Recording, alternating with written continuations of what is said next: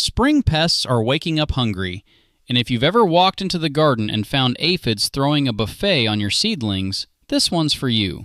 Welcome to RootInsect.com. It happens fast, too.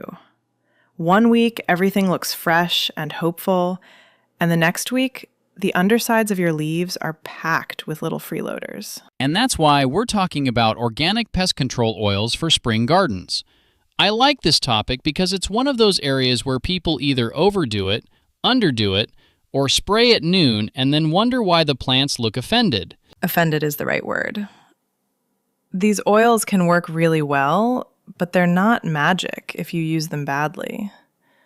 The big ones people hear about are neem oil and horticultural oils.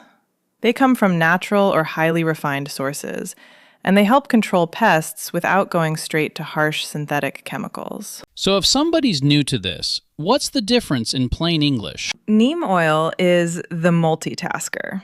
It comes from neem tree seeds, and it doesn't just coat insects. It also interferes with feeding and reproduction, so it can mess with the pest life cycle. That makes it useful when you're dealing with recurring problems. Horticultural oil is more of a physical control. It smothers eggs, larvae, and soft-bodied insects like aphids and spider mites. So neem is the strategist, horticultural oil is the blanket. That's a weird image, but yes, basically. I try. And both can fit really well into an organic garden.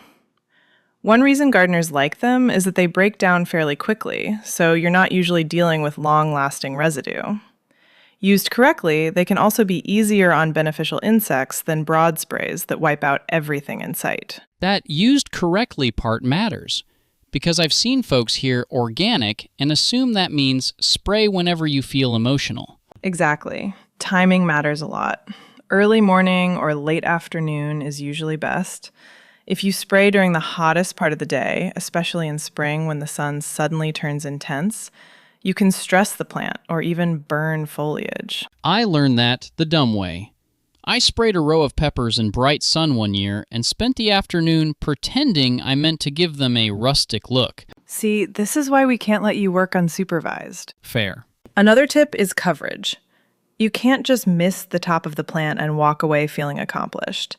A lot of pests hide on the undersides of leaves, around stems, and in tight new growth. If you're not coating those spots, you're often missing the actual problem. And weather matters too, right? Very much. Don't spray right before rain because you may just wash the treatment off. And avoid applying during extreme heat or drought stress. If the plant is already struggling, oil can push it over the edge. I'd rather wait for a better window than force it. One thing I like is that these oils are pretty versatile. We talk about aphids and mites all the time, but they can also help with things like insect eggs and even some disease issues, depending on the product. Neem especially can pull double duty there. Though I will say, and here's where I mildly disagree with the neem fan club, the smell isn't exactly charming. Mildly disagree? You hate it. I do. It smells like the garden is judging me. But if I've got a real pest cycle going, I'll still use it. I just know I may need more than one application if the infestation is heavy. That's another good point.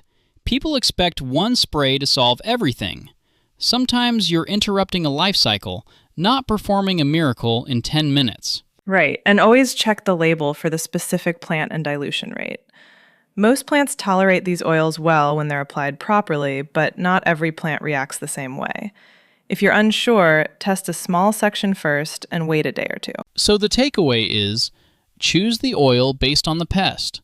Spray when conditions are gentle.